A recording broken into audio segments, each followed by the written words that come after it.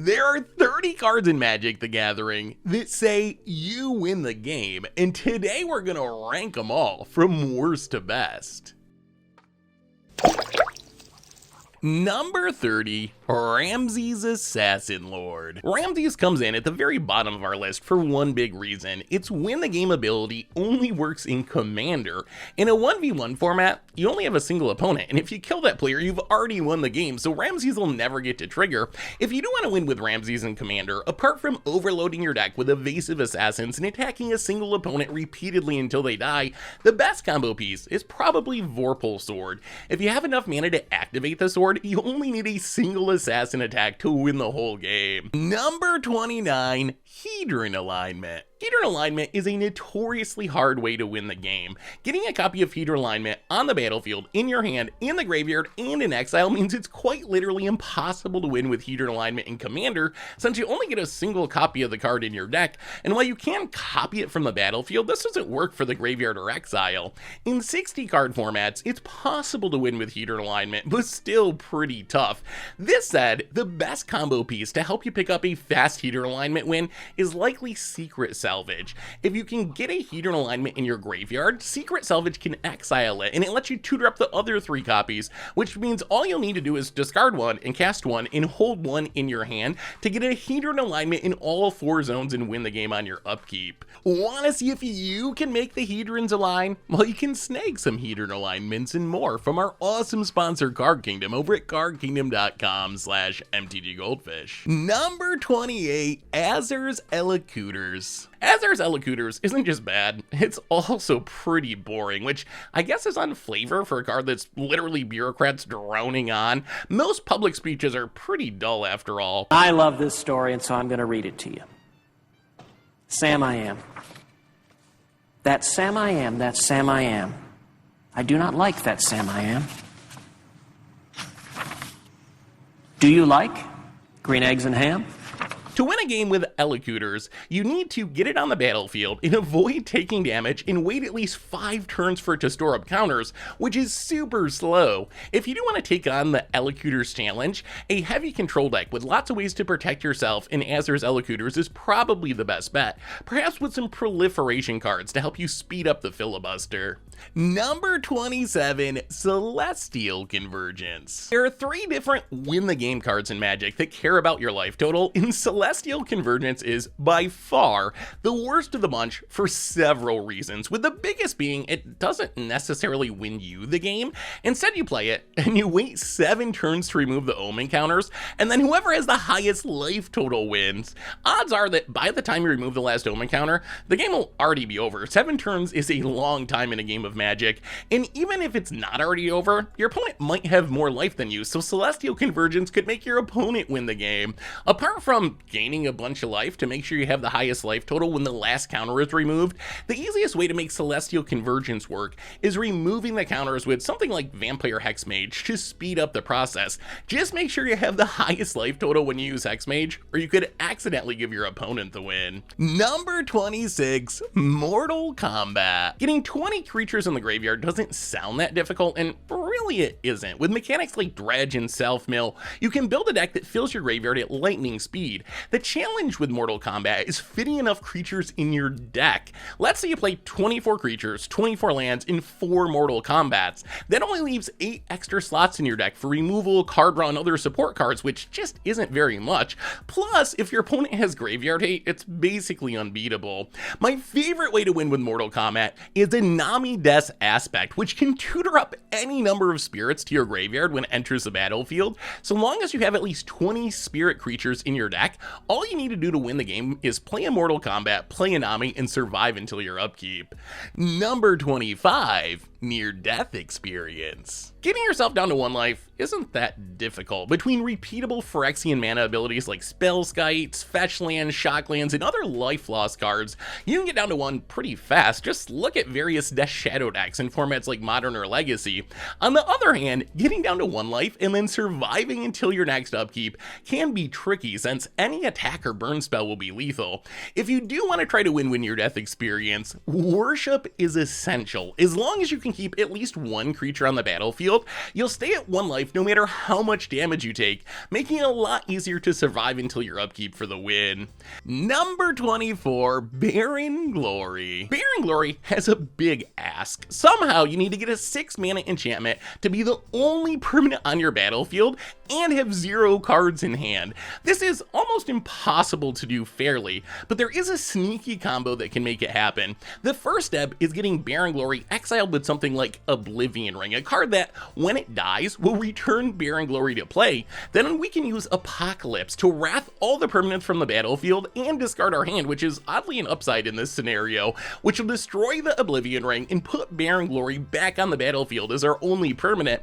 Then we just pray really hard to the Magic gods that we live until our next upkeep, because if Barren Glory gets removed by an opponent, we have essentially 0 chance of rebuilding. Number 23, Darksteel Reactor. Traditionally, Darksteel Reactor is a tough win condition. While being indestructible is a nice upside, having to wait 20 turns to store up counters is an infinity in the game of Magic, but with the return of Proliferate and Phyrexia All will be one, it's gotten a lot easier.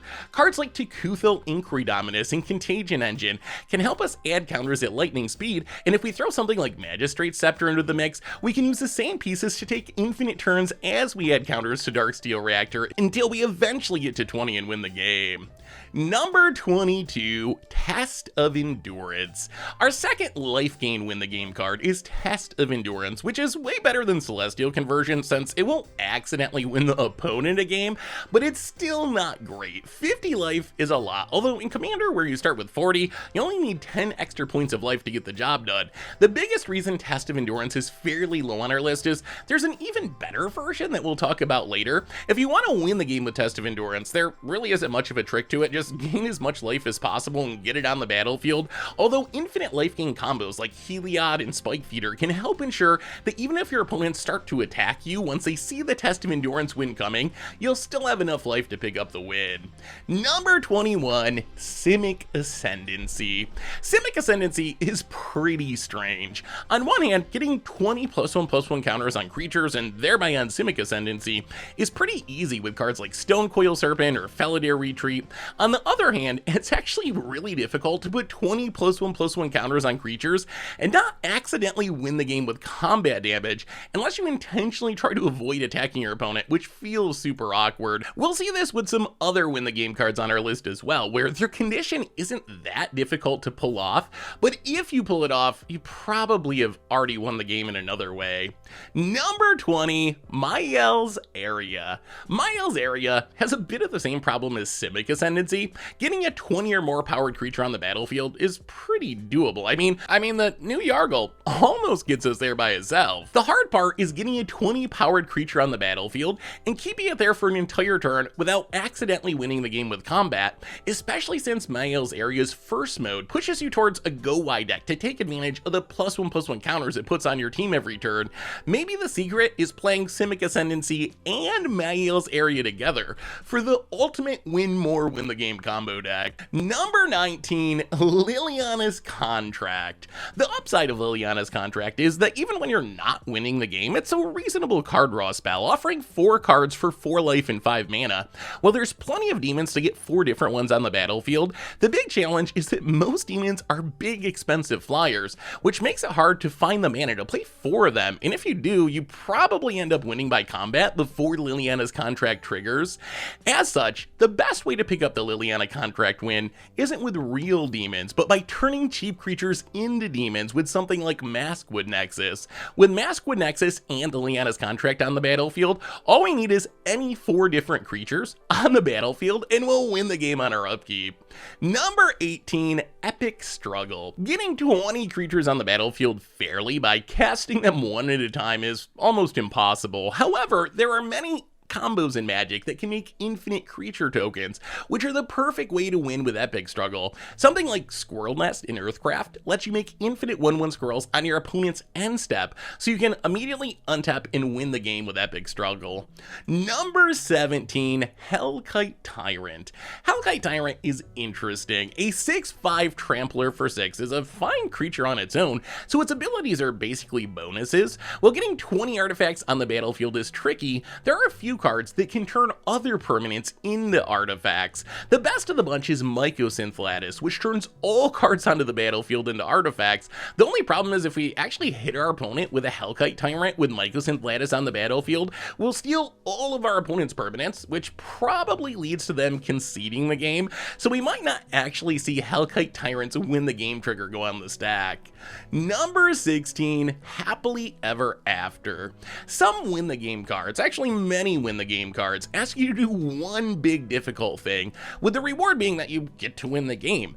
Happily Ever After is unique in that rather than asking you to do this one big tough thing, it wants you to do a bunch of little things that aren't that difficult by themselves, but when you add them all together, it takes a little bit of effort. To win the game with Happily Ever After, we need 5 colors of permanents, 6 different card types, and to maintain or increase our starting life total. If you play a 5-color deck built around something like Nimbus at Reborn, you'll likely be able to achieve all of Happily Ever After's conditions naturally just by playing the game, although it's going to take you a while to get everything in place to pick up the win. Number 15, Halo Fountain.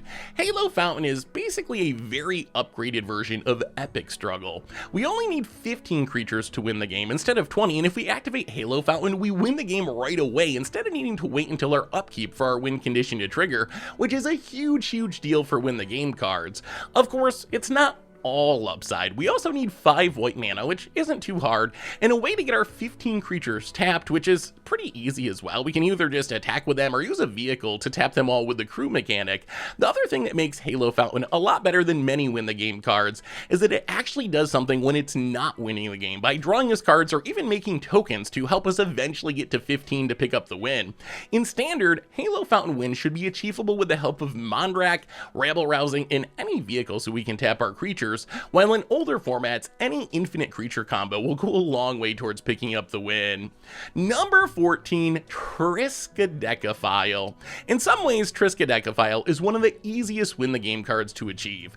Getting 13 cards in your hand is pretty easy for a blue deck, which has access to card draw spells like Blue Sun Zenith, Sphinx's Revelation, and Pull from Tomorrow, and many more, which can put us up to exactly 13 cards in hand all by themselves at instant speed. The challenge of Triska Decafile is keeping a 1/3 body on the battlefield until our upkeep, since it dies to basically any removal spell in existence. Still, the fact that all you need to do to win the game is draw some cards puts Triska Decafile pretty high on our list. Number 13, Helix Pinnacle. What Helix Pinnacle actually says is spend 100 mana and you win the game on your upkeep. Obviously, spending 100 mana fairly isn't going to happen. That's a ridiculous amount of mana, although it's probably possible in some sort of like mono green devotion deck with the help of Nyxthos Shrine to Nyx.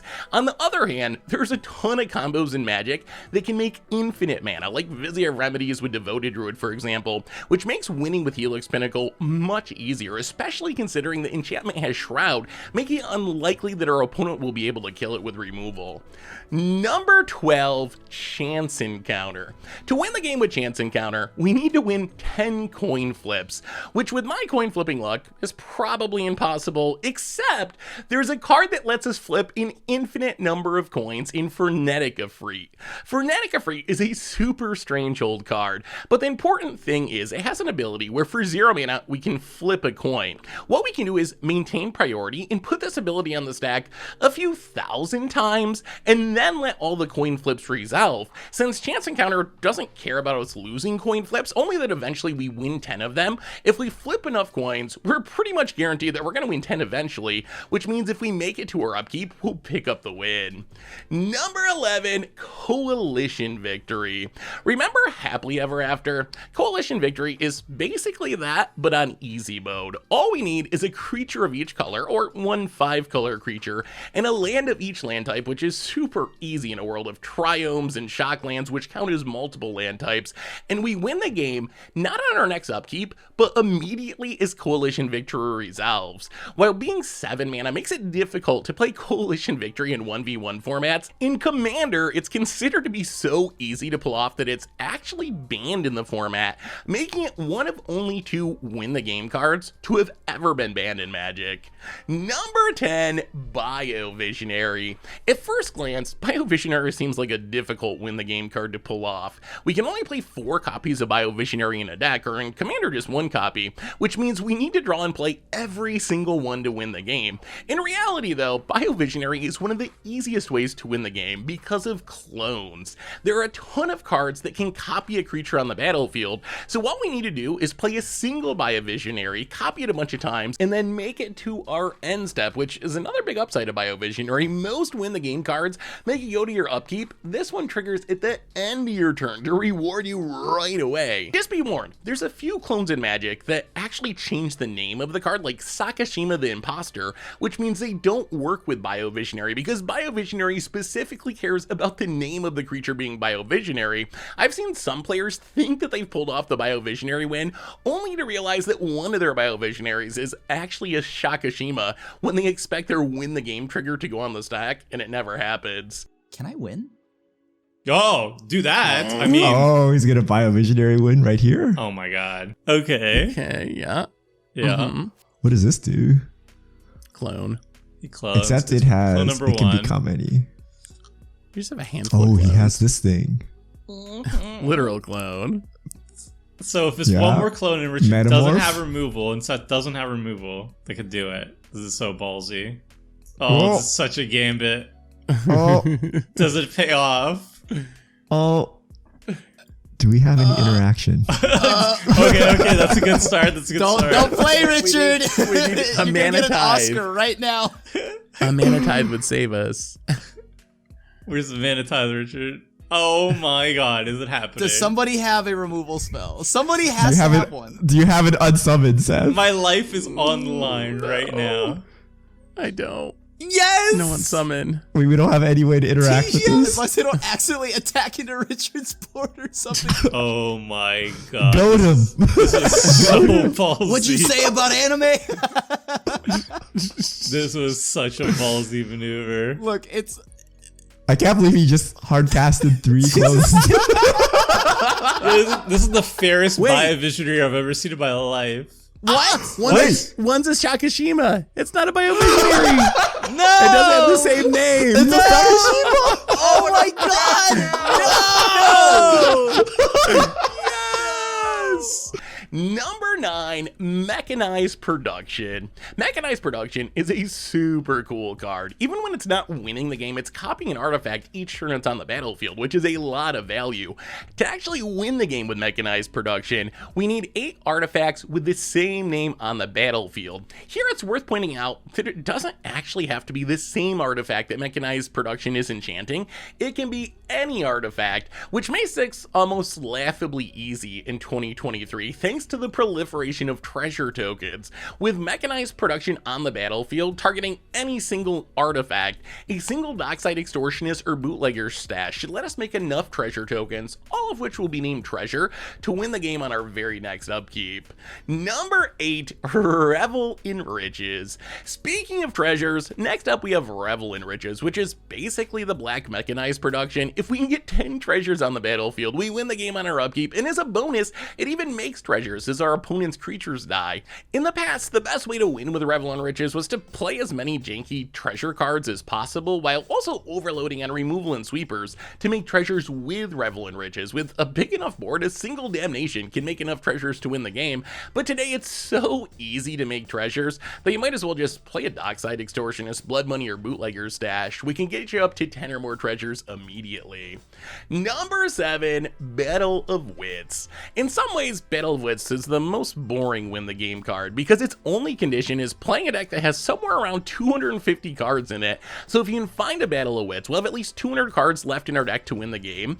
As such, Battle of Wits mostly just wants you to play a bunch of tutors and good cards, which isn't much of an ask. On the other hand, Battle of Wits is one of the funniest win the game cards because have you ever seen someone try to shuffle a 250 card deck?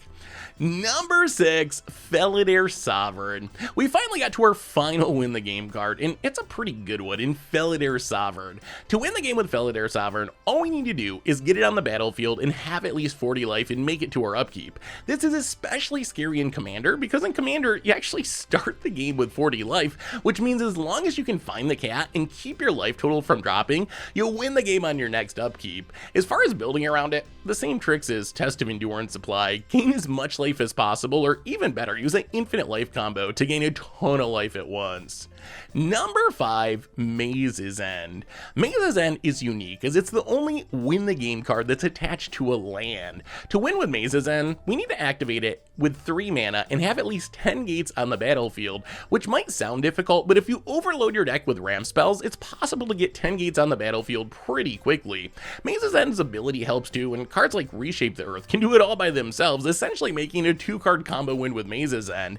The other big upside of being a land is that Maze's End is one of the hardest win the game cards to destroy, especially in Commander where blowing up opponent's land is considered to be bad form and against the unwritten rules of the format. Number 4 and number 3, Laboratory Maniac and Jace Wielder of Mysteries. While Labman and Jace are 2 different cards, their win the game requirement is the same, so I decided to lump them together. To win the game with either, we need to have an empty library and then draw a card, which Jace can do with its +1 ability, which I guess means it's probably the better of the two.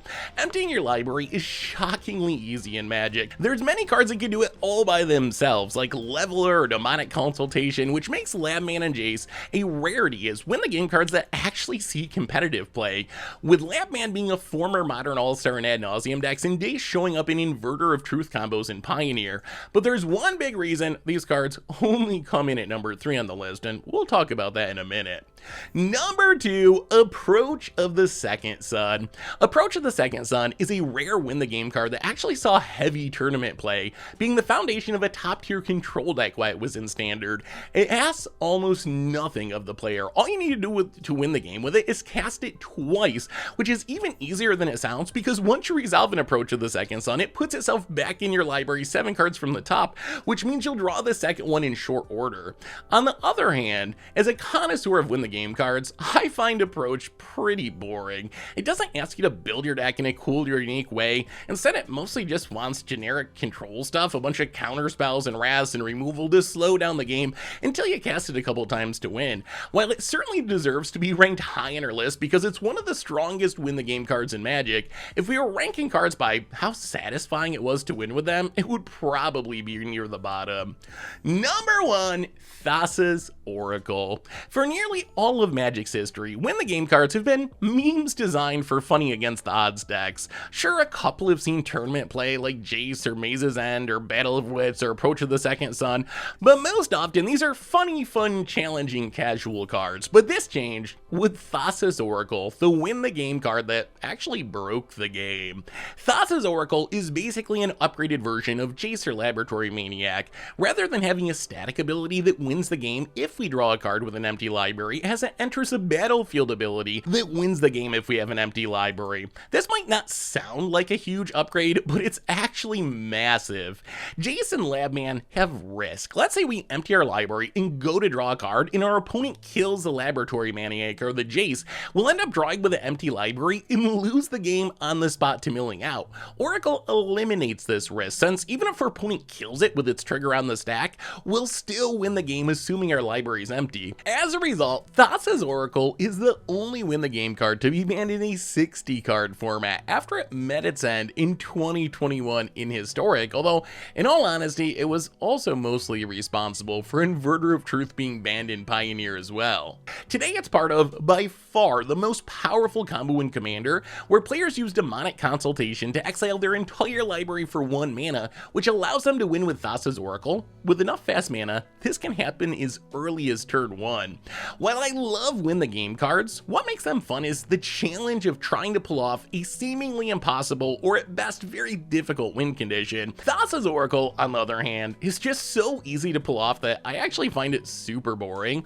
Although since we're ranking these cards based on power level, there is no doubt that it should be number 1 on our list. How would you rank the win the game cards? Let me know in the comments, and if you want even more Magic, make sure to check out our video about the 9 plays that forced Wizards to change the rules of the game, or maybe the one about the best Commander card from every single year of Magic.